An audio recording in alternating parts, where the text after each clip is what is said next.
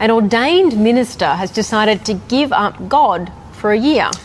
How the heck do you just up and become atheist after being a pastor? What I'm most worried about right now is figuring out how I can live openly and honestly. I am finally free to be me.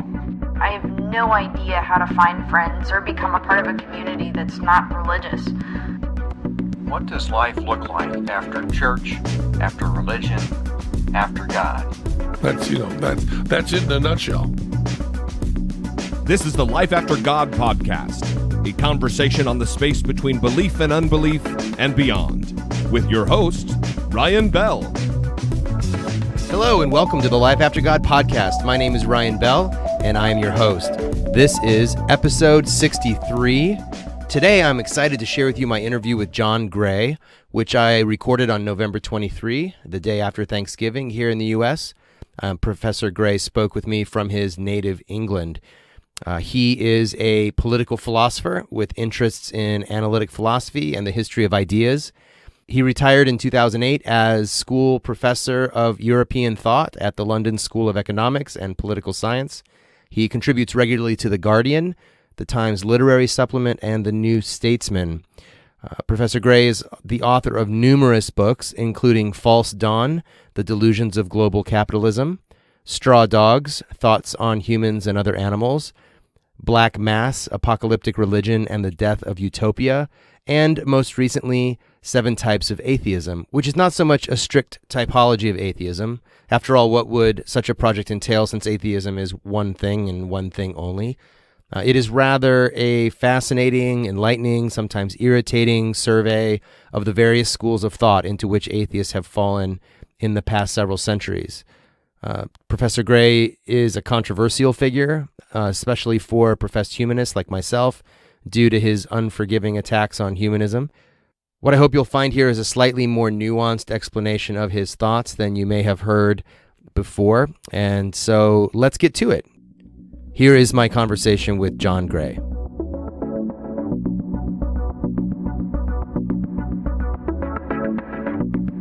It seems to me that the central thesis of your book, 7 Types of Atheism, is that Western philosophy can't escape the gravitational pull of Christianity, that humanism has merely replaced Yahweh with the myth of human progress, and science is like the sacred text. Do I have that roughly correct?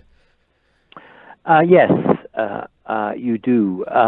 I'd put it the following way, that what is widely regarded at the present time, and perhaps over the last century or so, as secular thinking, involves the rejection of certain types of theistic belief, but not of the underlying way of thinking that went with theism.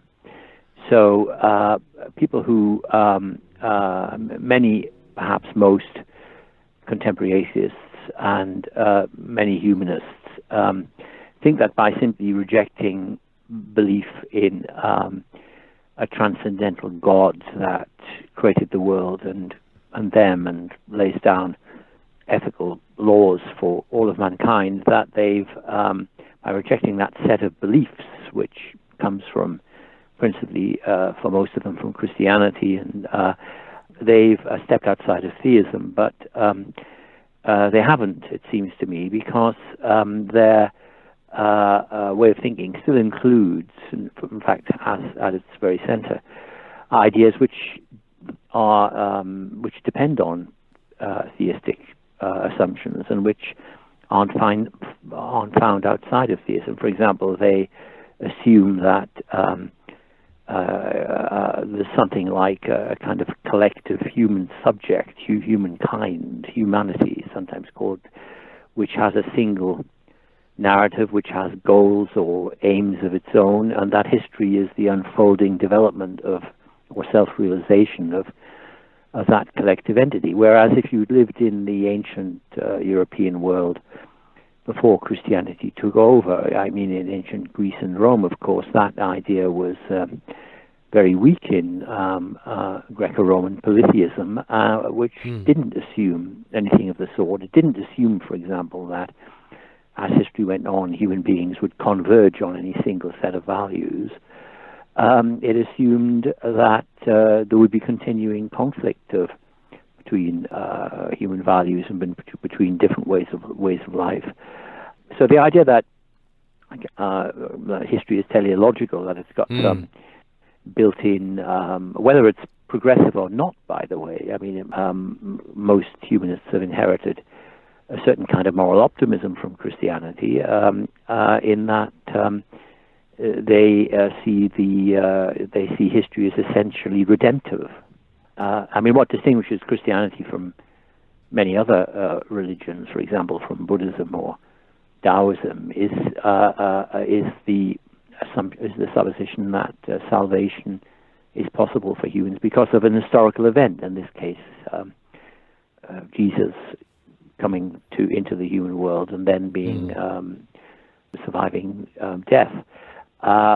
So, I mean, pretty well all Christian denominations have the belief that human events are a coherent narrative, and they pretty well all have the idea that it's a redemptive narrative. Even Augustine, who of course criticizes literal-minded interpretations of that redemptive narrative, still thinks of human history as nonetheless morally meaningful in that way, whereas the ancient Greek and Roman historians saw history as sort of more like a natural process in which civilizations arise, they grow up, they reach maturity, they then get old and weak and die, and are replaced by barbarism for a time, or then by another civilization. So that the idea of history as being a kind of a narrative of redemption, which is found in pretty well nearly all the contemporary atheists and humanists, is an inheritance from Christianity. It's not only that it's an inheritance, because they could say, you know, if you had a philosopher sitting between us, they would say, well, the fact that that's where that idea comes from doesn't mean it's false. But I don't think it's really coherent, the idea of history, human history, as a redemptive story without some kind of backing of the kind that Christian theism gave it. Do you think that it's just sort of a coincidence that this sort of redemptive view of history has had the ascendancy in Western philosophy for the last several hundred years, or do you think there's something about the human animal that longs for this kind of coherence, this kind of narrative coherence, and then sort of seeks out a story that makes sense of the absurdity of life? No, I don't think it's a universal human characteristic to look for meaning in history as a whole, because most human beings didn't until the emergence of Christianity and then of post-Christian humanism. There's nothing like that in Indian civilization, not much in Chinese, Japanese civilization. It's really only in the theistic faiths, and the belief that the secular belief that history has this character of meaning is definitely nothing like universal, because it only really arises with the beginnings of the decay of Christianity in Europe in the 18th century. I mean, it emerges a little bit before within Christianity in postmillennialism, with which you will be familiar. The idea that the idea that humans can improve the world, and it's after that improvement has taken place that Jesus returns and so on. But in the more secular forms of the European Enlightenment, you're really talking about just the last few centuries. So, I mean, I find it very implausible, extremely implausible to imagine that this small section of human experience in part one civilization in the world, one part of civilization, of a single civilization in the world, over the last 200 or 300 years, should reveal some universal or perennial human need. Certainly humans seek meaning in their lives. They try to make it, but that doesn't at all necessarily involve the idea that human history is meaningful. I mean, you don't find that. You don't find it in Homer. Right. Yeah, it's very absurd in Homer. He sort of just lucks out on his way home. Yeah. I mean, it's just a Odysseus. series of it's just a series of struggles and chances and mischances, and there's a personal narrative of Odysseus and of his relations with others that he interacts with, but there's no universal narrative. That's a very late development. And I think it's a development from within theism and from within Christianity as a whole. But of course, now that Western thinking and even Western culture has been dominated by it for the last couple of centuries, many people really can't do without it. They find the view of history, which actually is often presented in Shakespeare, in this respect in Lear and other of his more tragic plays, stepping outside, I think, of Christianity altogether. And they find that intolerable and can't live with it. But most of humankind hasn't been like that. I mean, most of humankind has either thought that meaning was guaranteed in history, was guaranteed by a transcendental power, God, or they haven't thought that there was any meaning in human history as a whole at all, and it wasn't at all tragic. It didn't even occur to them as a possibility. So, and this is why, I mean, one of the reasons that people find it very difficult to understand what I mean, even though I've reformulated dozens of times. I've more or less given up now. If they don't want to understand, that's their problem. They can read someone else instead. When I say that there's no progress, I mean for them it's obvious that there's progress in a variety of ways. They think of technical progress, the fact that the drugs they buy at the drugstore are better and often cheaper than they were before, that they have smartphones. They think there's moral progress as well, because otherwise they wouldn't be themselves, would they? I mean, they nearly always think of themselves as embodiments of, however imperfect, of moral progress. But of course, what's meant by denying progress is just to reassert a human orthodoxy which existed in most civilizations in the world for the last 2,000 or 3,000 years, which would say, yes, there are periods of advance in which universal human goods are increased. You can have societies become richer, more knowledgeable, more peaceful, and then they start to decay. In other words, if you went back again to not only the ancient Greeks but the ancient Indians and others, you would find and Romans, you would find the idea taken as a commonplace that there were periods of advance in human events, in human history, but that they were regularly undone by permanent flaws in human beings, so that although there is advance in human knowledge, for example, it doesn't make human beings any more reasonable. Although there are even advances in human civilization, the quality of human civilization, they don't last very long.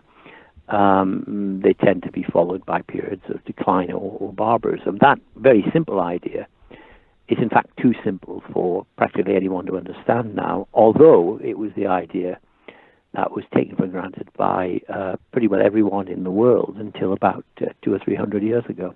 And the reason that it's hard, one reason that it's hard to understand, apart from historical parochialism, is that most post-Christians, and perhaps even many Christians these days, derive a substantial part of the meaning of their own lives from that belief. If you take it away, in other words, you could say, well, yes, you can do good in particular contexts, what William Blake called minute particulars, but the good that you achieve in society will benefit people for several generations. But as the society or the civilization grows older or comes up against intractable problems, it'll be washed away.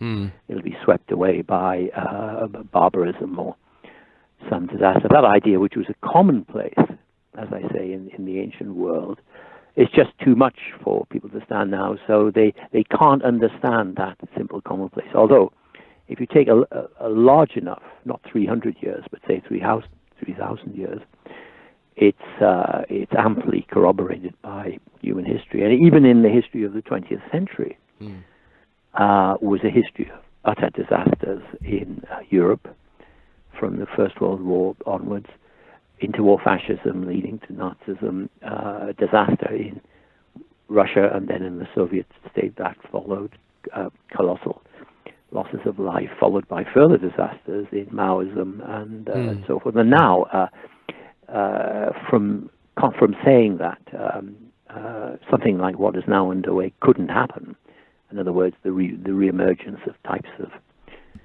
fascism or neo-fascism in Europe and of the far right in America, the partial undoing of liberal civilization, which is actually underway now. From saying that it was completely impossible, it would never happen, and that only a nihilist or a pessimist or a misanthrope could possibly imagine it as a real possibility.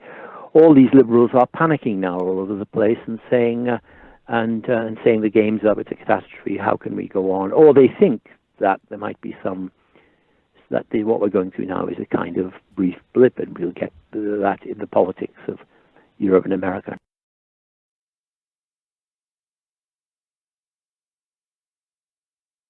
So it seems, as I just look at the situation, that the positivists, the humanists that are also sort of scientific positivists that are writing books and speaking on this subject lately are also sort of tacitly involved in the rightward shift that's happening in... Many of them are, I think, yes, many of them are. Yeah. Oddly enough. Yeah, people that have been sort of, reliably liberal in their sort of, generally speaking, human rights and all the rest have sort of are participating now, given the demographic shifts in Europe and America, in a kind of racist, anti-immigration type of rhetoric. And it seems to me this is against the idea of progress that they themselves aspire to or believe in. I don't know if you have any comment on that. Well, it's a difficult issue because I think that much of this, I know the situation in Europe better, although I've been in America quite a bit over the last few years, but I know the situation in Europe that better, which is that the problems around the rise of the reemergence of the far right, which I've been, by the way, warning against for about 20 years, but a complete waste of time. It partly comes from a variety of reasons, of course, but from a kind of hubristic liberalism in Europe, the idea of dissolving borders in Europe, having no borders at all, and having a gigantic labor market which extends from Stockholm to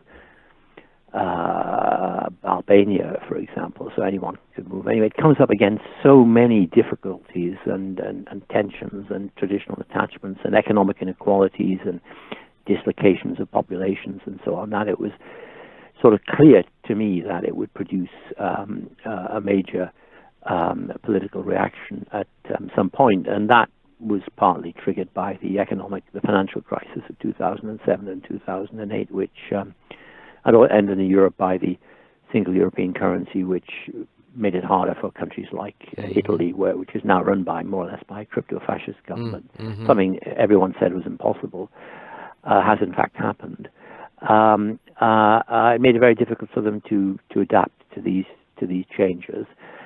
So in fact, there's a liberal hubris involved in this as one of the preconditions of the reemergence of this far right. I mean, after all, the question has to be, why has it happened now, and why has it happened in so many different countries at this time? I mean, it can't simply be, there's a sort of queer sort of idea of evil hovering about in this liberal humanism. The liberals who've been in charge for the last 30 years they're not willing to see any errors in their policies, or if they were, they just say they weren't liberal enough. Right. If only we'd been, that's a kind of very ideological stance, of course. It goes against something they also claim, which is that they are highly empirical thinkers, what they're sometimes called fallibilists. They're ready to recognize when they're wrong. The current generation of liberals practically never recognizes that it's been wrong. Right. It always insists that the solution would be more liberalism, more strong, rather like the Marxists who study the former Soviet Union. If only it had been Trotsky, not Stalin, everything would have been all right. These are, I think these are all so that's a kind of complicated issue, but I do agree with you to one extent which is that the, many sort of rather primitive forms of scientism are being reinvented or rediscovered by these prophets of world improvement. There is a sort of hidden eugenics, not always so hidden eugenics in the agenda, which of course was a very strong feature of secular humanism up to the Second World War, which invalidated it. It was invalid already intellectually and I would say morally, but invalidated it as a public stance because of what was done by the Nazis. But that's now sort of retreating into the past. Another thing which I would mention is that a part of this reemergence of the far right, and in also the far right, has been a revival of what can only be called anti-Semitism. I mean, that's right. Particularly so on some sections of the British far left, where there's absolutely no doubt that there's a revival of anti-Semitism. And horrifying though this is, it doesn't surprise me entirely that it's happened, because what tends to happen in times of crisis is that everyone, or many people, including it now appears liberal progressive rationalists, look round for some group which they can demonize and claim of causing these problems. They never looked at the problems in the liberal society themselves. Right, where it could have emerged. So this is all very, where it could have emerged within their own ideas. Yes, where there were flaws in their own ideas or their policies. Not flaws only coming from not being liberal enough, but flaws in the very ideas. Right. That's too challenging a position to adopt. So and threatening. I mean, I think threatening to people's identity. Yes, because it means that the identity that they base much of their lives and hopes and expectations on, and about the way the world will be as they get older and as their children grow up, is false. And that's a frightening prospect for them. Let me go back to something you were saying earlier about sort of this myth of human progress, or the idea of a sort of unitary human subject and vision of the world and kind of progress. Working itself out. Yeah.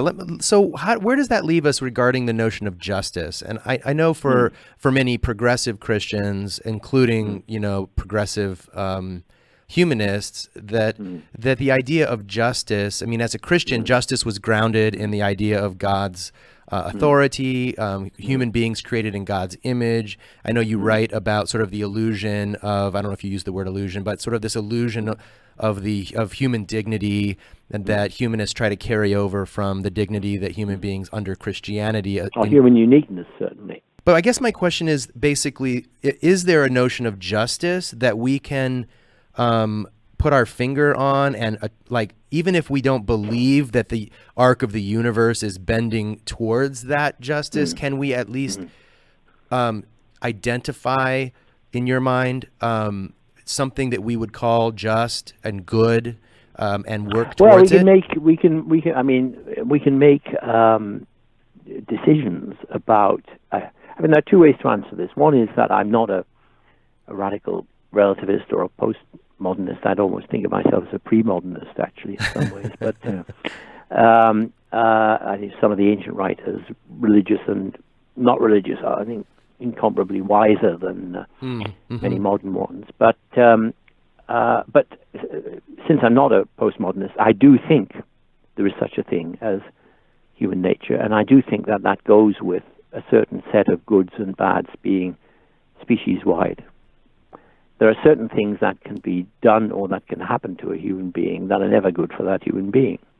Being tortured, for example, or suffering traumatic loss in infancy. These leave a permanent mark. And these, of course, are no different in this respect, no different from other animals. I mean, I used to live in California for a while back in 10 or 20 years ago, and I used to go to a number of zoos in California, and there was a clear difference between the behavior of animals in good zoos and the behaviors of animals in bad zoos. They didn't actually, in other words, the sort of postmodernist idea of the infinite elasticity of human beings, that they're just a sort of set of stories they tell themselves, and there's nothing permanent underneath that. It doesn't apply to other animals, and I would say that it's a kind of neo-Christian idea that humans are unique in this respect, especially if you're a Darwinist, which many of these progressive humanists say they are. That there is a constancy of human needs. So there are universal human values, but that by itself doesn't give you a single idea of justice or a single morality, because very often these values conflict with each other. And in fact, one way you can understand human cultures is that they emerge, human civilizations, from different settlements among these universal values. So pretty well all cultures have an idea of justice. And it may be that there are certain minimal elements of that are more or less universal. But what you definitely can't do is absolutize the current liberal conception of justice and say that's what humankind has always been kind of looking for. That's where that was there all along, which is a very implausible view actually when you think of it. What does it mean? It means that a certain sort of subset of Western Christian 20th century or 21st century opinion has stumbled on or somehow fashioned the universal human demand for justice, or a kind of universal essence for justice. Remember Pascal, after he was a Christian, he said it's a strange kind of justice that's on different sides of the Pyrenees. Remember that in the Pensée. He was quite relativistic about justice, not completely, of course, because God was in the background, but he also believed in something like human nature. Although he said habit was the second nature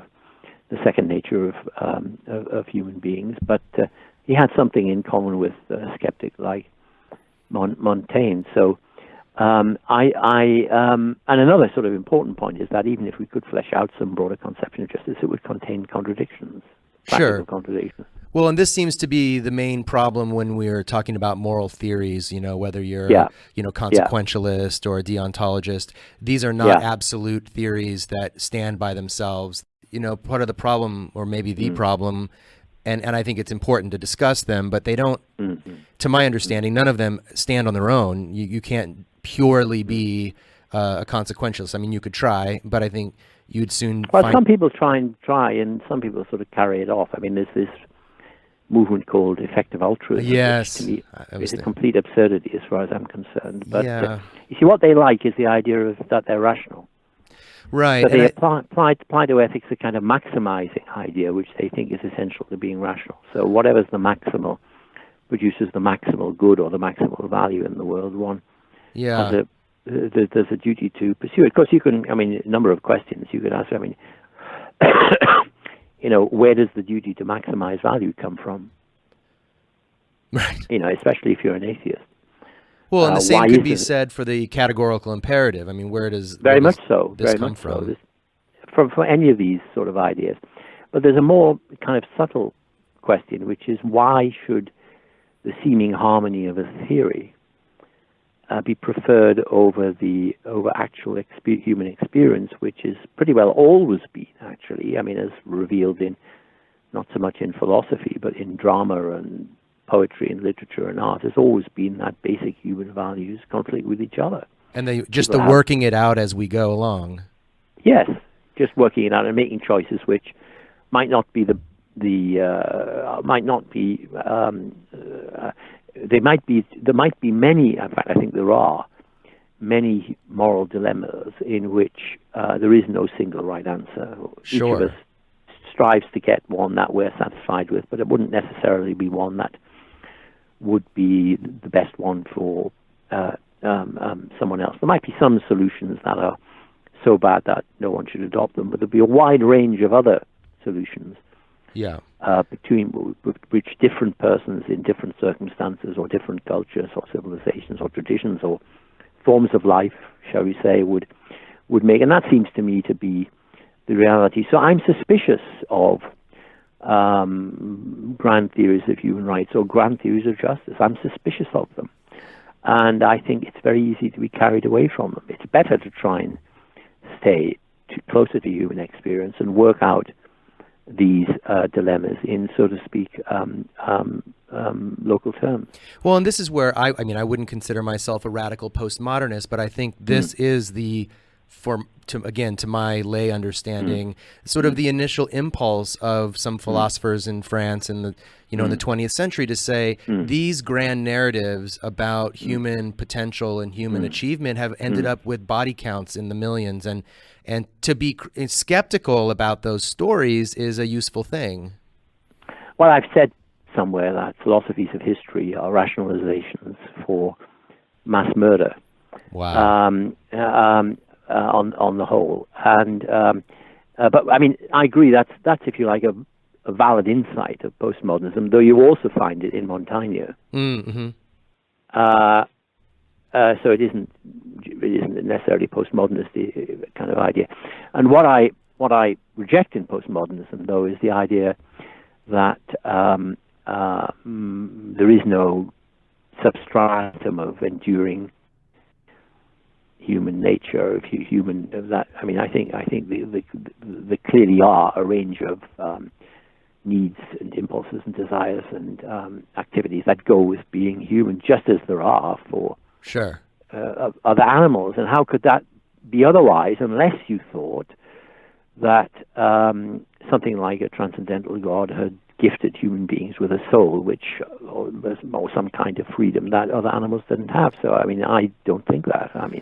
There's a radical uncertainty in jettisoning a theistic vision of the world, and I think what I take away from your work, both here and in Straw Dogs, is that we are largely uncomfortable with that uncertainty and the messiness of life as it is, and we want to make it conform to some kind of ideal and meaningful pattern. And I think the skeptical, a rational pattern. And I actually, one of the other books I've been slowly wrestling with, even though it's very short, is Max Horkheimer's book, Eclipse of Reason. He's really, I love it because it's not one of these classical philosophical texts. It's actually, it feels like a diary to me, like of him just wrestling with, how did we get here? Like, how did we go from Comte's vision of a, humanity rising in, from its primitive nature into something beautiful and progressive into Nazi concentration camps. And he's saying there's something about this celebration or this almost worship of the human intellect and human reason that has led us astray. Am I on the right track there?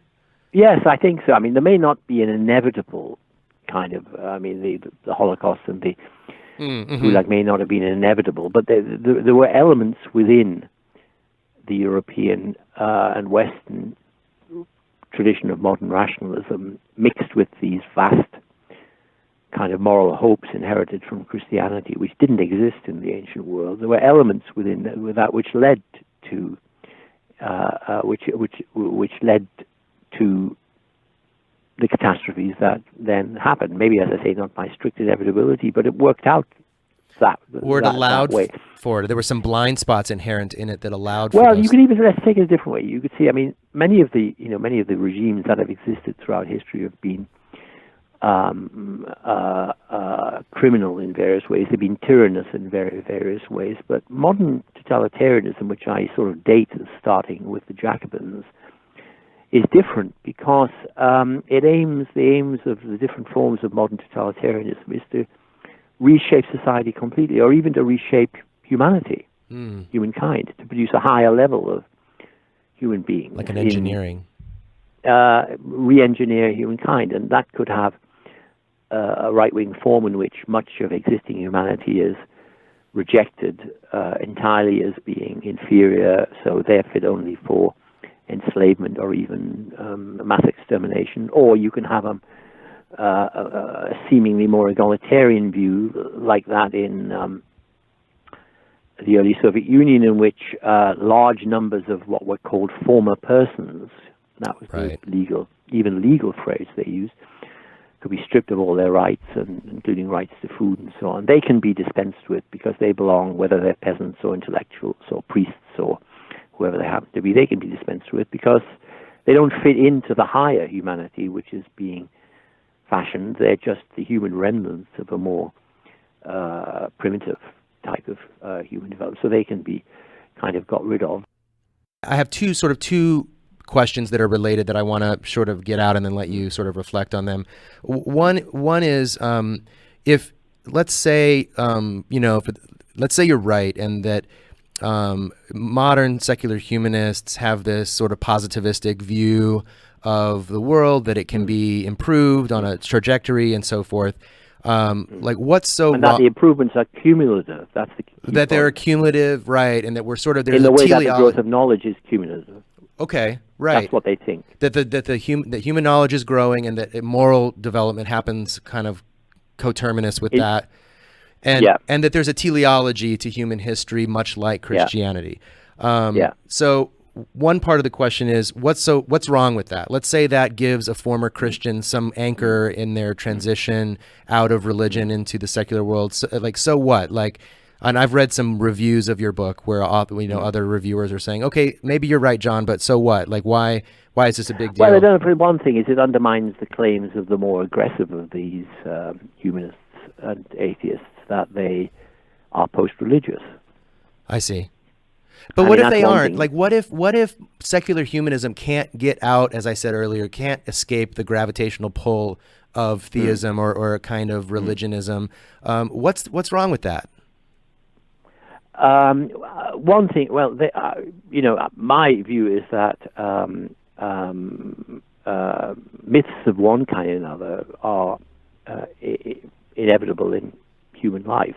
They might be personal myths connected with family history or one's own biography. The writer J.G. Ballard, who I knew quite well in the last years of his life, used to talk about the way he'd reprocessed his early traumatic experiences in Shanghai into a kind of personal mythology which appeared in his fiction. That was a kind of strictly personal mythology, if you like, of low-flying planes and empty swimming pools and whatnot. He turned them into these experiences he'd had, I think, into a kind of through a kind of psychological alchemy into symbols, which for him were very positive by that time, because they had a lot of beauty in them. So it can be a personal mythology or the mythology of a great historic traditional religion, or you're saying, well, what's wrong with the myths of secular humanism? What's wrong with them is they're shallower than. I mean, if you want a rich, broad, more than personal mythology, I'd say take up a traditional religion, because that's. They're there. They've been around a long time. Some of the myths, like the myth of Genesis, seems to me almost inexhaustibly profound. But don't pretend that you're living without myths, because if you do, you'll panic quite easily when the myth is falsified by experience. I mean, the advantage of the Christian mythologies and theistic mythologies is that they're harder to falsify. Right. I mean, they may, as you have done in your own life, you may move away from them for various reasons, and that, I think, makes it more interesting to talk to you than it is to talk to someone who's only ever had one set of beliefs and myths. But the trouble with the secular myths of liberal humanism is that they're repeatedly falsified, and they're repeatedly.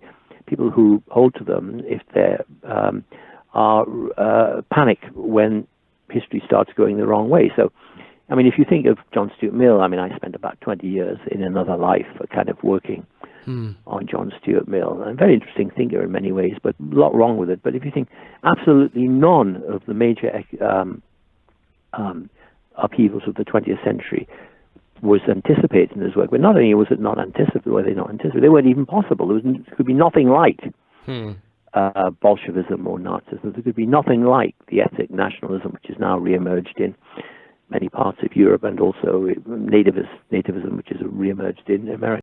The test of a myth is not its truth, but its truthfulness to deeper human experience and more enduring human experience.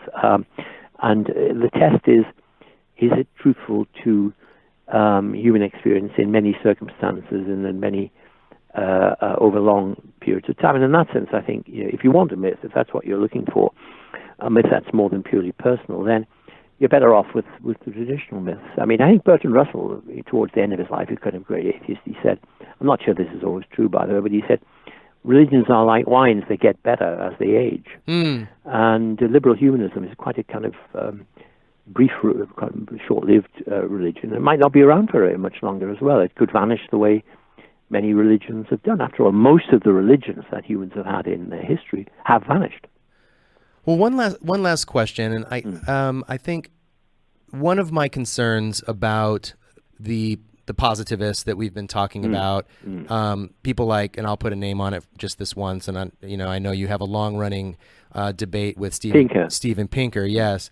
So part of the problem I have with him, and I see him on Twitter and so forth, he says, this is the least violent era that we've ever had. So the implication of this to me in a modern context is, I know that your son was just shot in the street by the police officers, but don't worry, because this is the least violent we've ever been. Or a terrorist. Right, exactly. And it's really not very comforting, or not. I mean, not that we're only looking for comfort; we're looking also for solutions. But it's not really useful to say to someone who's experiencing an uptick in violence in their life. Say you live in the Gaza Strip and you're being reassured that this is the most peaceful humanity has ever been.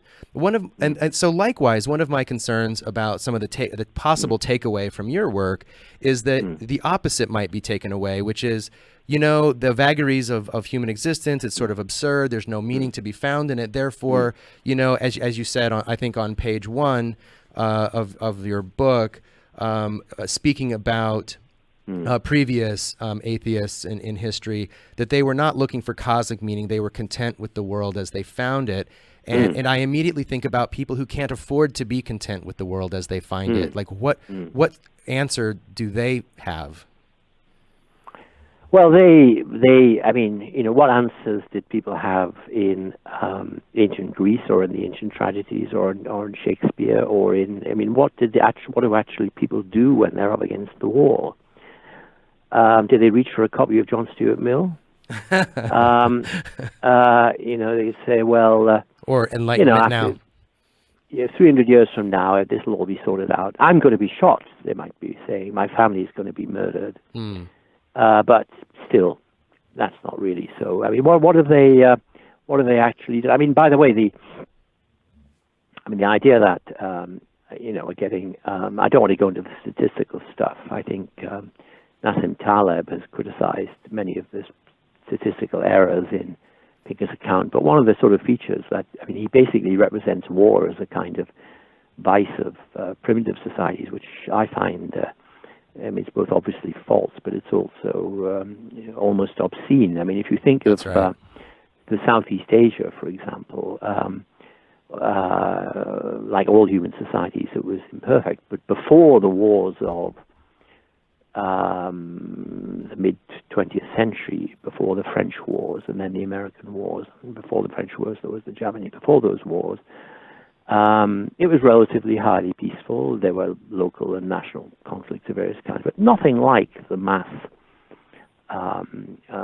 murder that then took place when the neo-colonial wars of the mid-20th century leading up to the Vietnam War occurred.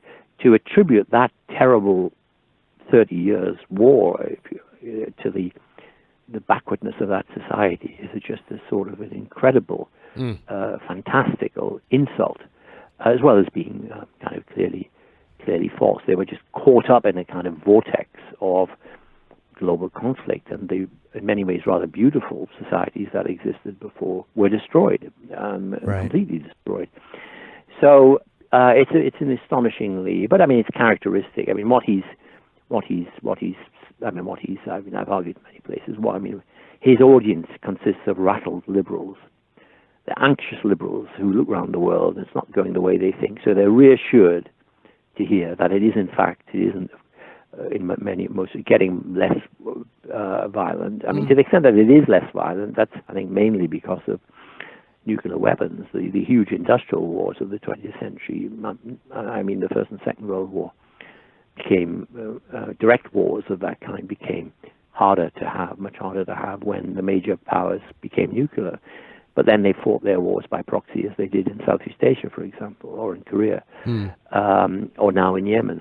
So the number of actual physical casualties may have declined, but that again could be a short-term phenomenon, as if these conflicts spiral, kind of proxy wars spiral out of control. So what do people do when? Actually, what people do mostly when they really have their backs up against the wall, and there's no way out for them, is they revert, if you want to use that term, to traditional religion. And they organize themselves, right? They organize themselves. Yeah, but they very often, I mean, if they're up against the wall as a single isolated human being, or else as a family, and they can't organize themselves large scale, right? They very often, in fact, mostly, take up traditional religion. In other words, I mean, as one of the thinkers in this, I cite, Cheslov said, God is there in human thinking for what is actually impossible. Right. You're trapped. You're going to be killed. You're going to be murdered. You're going to be killed the next morning. That's a fixed element. You can't do anything about it. Nothing. No one can help you. You're done for. Right. What do you do then? I suggest you won't. I mean, if you're in a very sumptuous cell before you're going to be, you won't reach for John Dewey. Right. You won't reach for John Stuart Mill. You'll reach for some traditional text, or maybe for something, a poem, or a song, or a memory, or a memory. I don't. I mean, most of when they think of struggle, these liberal humans, they're thinking of some sort of campus conflict. Right. In which there's not, in the end, much for them to lose, actually. And so, I find those kinds of conflicts mostly comical. Yeah. Really, real human conflicts are much more desperate affairs, and they're nearly always sort of accompanied by taking up some sort of, among the protagonists, some sort of religious or quasi-religious assumptions. I think it's better to be open to that. It's not kind of absolutely universal. I mean, there were people who died in the struggle against Nazism who didn't have any religious beliefs at all. There's a poet I rather like, called Keith Douglas. He was killed in the desert in Africa at the age of 24, but the poetry he did was extraordinarily good, even though he was a very young man. And he had no beliefs of any religious kind at all, and he certainly didn't believe in liberal humanism or anything like that. He was asked what he was fighting for. He said, well, I'm actually fighting against Nazism. Right. And of course, people say, well, what are you fighting? You must have something you're fighting for. He said, no, I'm fighting against Nazism. After it's defeated, if I'm around, he wasn't actually, but then we'll think about what to do next. I'm fighting against Nazism. I think it's a very profound observation. And he was a tremendous poet. If you want to read a poet who's really stepped outside of Christianity, not like the First World War poets like Owen and others, they were all saturated in theism or humanism. He stepped right outside that, and yet he went there and he volunteered. He volunteered for the major battles. He actually disobeyed orders to get into one of the major battles, and he was killed. Wow. But he wrote some wonderful, though in some ways stark poetry, describing his experiences in those wars. So people can. I think there's a wide. It's simply not true that heroism and nobility require these kind of large-scale kind of beliefs. And I think actually the worse people's situation is, the less they're likely to find kind of rationalistic humanism a plausible mythology, because it's been. I mean, certainly, in Russia that wasn't the case. I mean, right. What happened immediately? Communism collapsed, is that various types of religion, not always ones I would myself find attractive or pleasant, but kind of reemerged. So it's a permanent feature of human life, and but they're real serious conflicts. They're not campus. It's not campus theater. They're really serious right. Conflicts, and that's what I mean. Just as, by the way, a feature, you can tell how bad things are by how black the humor is in general. Really black humor tends to go with really bad situations. And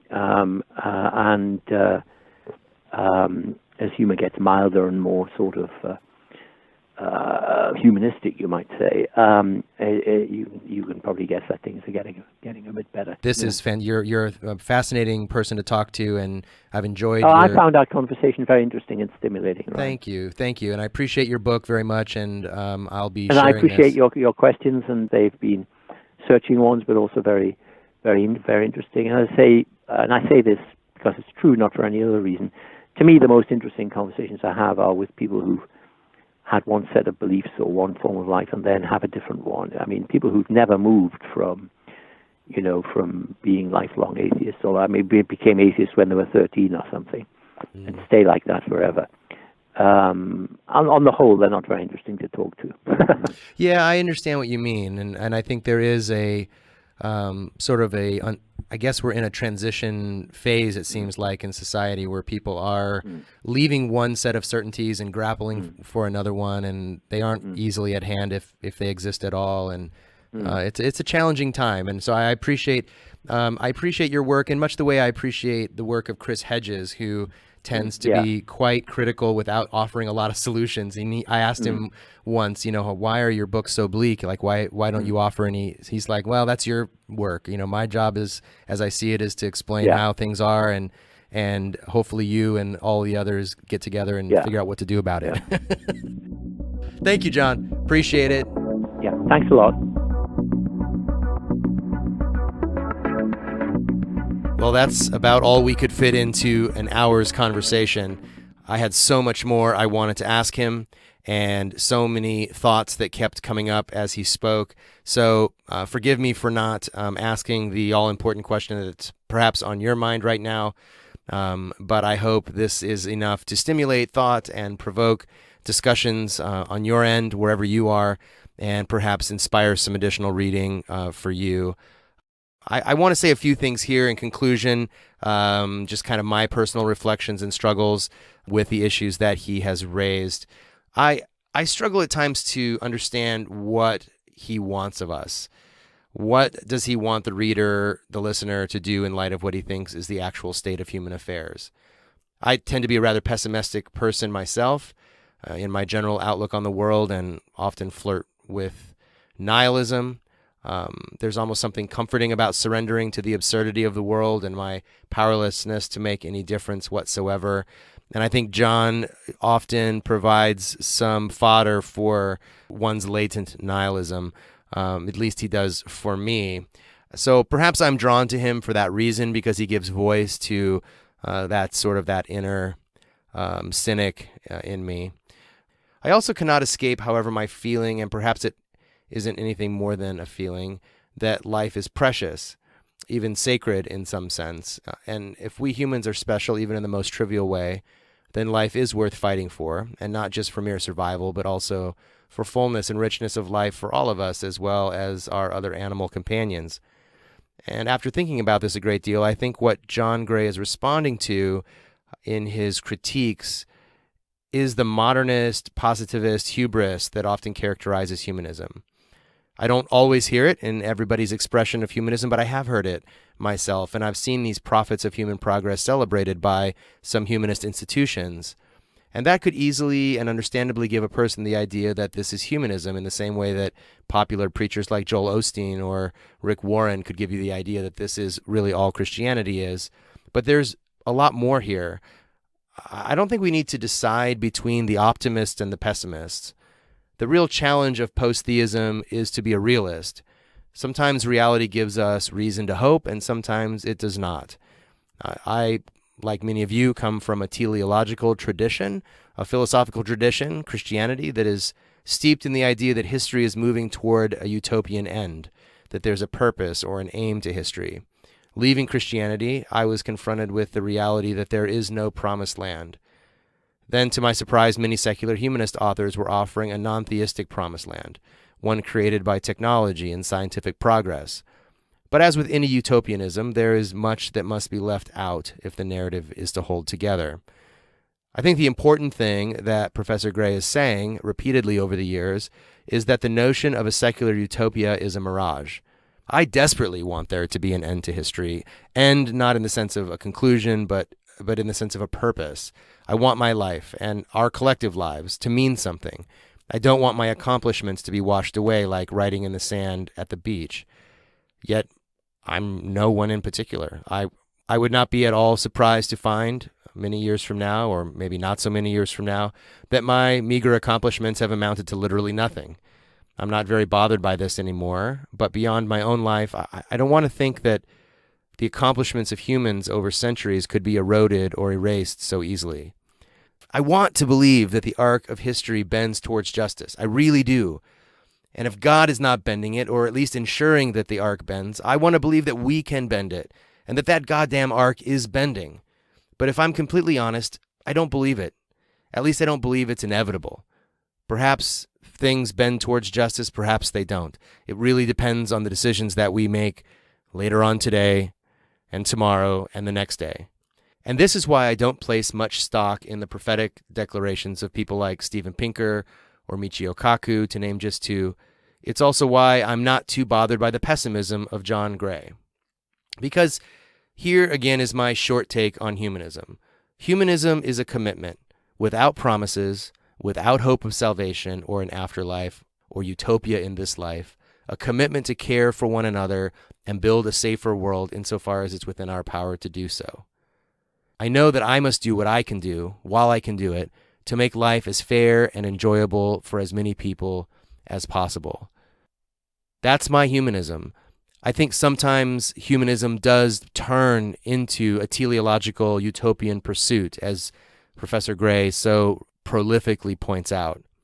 But it doesn't need to be rooted in a kind of utopian promise. We can be humanists without promises, and that's where I find myself. Well, that's about all I have time for today. I hope you'll pick up the book and read it if it interests you. Check out some of his shorter writing online. I'll link to a few things and a few reviews in the show notes that I find valuable. And write to me if you have thoughts about this, if you have questions, if you have suggestions for follow-up podcasts or writing that you would be interested in reading. Please write to me at ryan@lifeaftergod.org. If you like the work that we're doing at Life After God, I would encourage you to support us. We have a lot of new plans for this year. You can make a recurring monthly donation to the work that we're doing at Life After God by going to my Patreon page at patreon.com/lifeaftergod. Of course, follow us on social media. All of our social media links can be found at our website, lifeaftergod.org. Thank you so much for spending this time with me. Until next time, my name is Ryan Bell, and this has been the Life After God podcast.